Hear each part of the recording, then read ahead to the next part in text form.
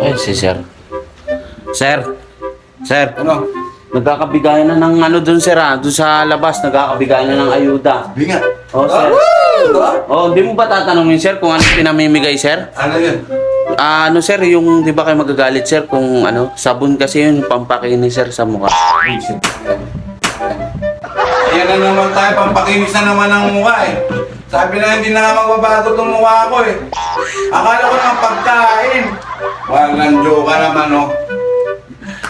Ano yun sir eh, 3 times a day yung ginagamit 3 talaga. times a day yung kumukha mo eh. Kita mo sinabi ko na nga hindi na magbabago to eh. Hindi naman yung nilalagay sa mukha. Iniinom.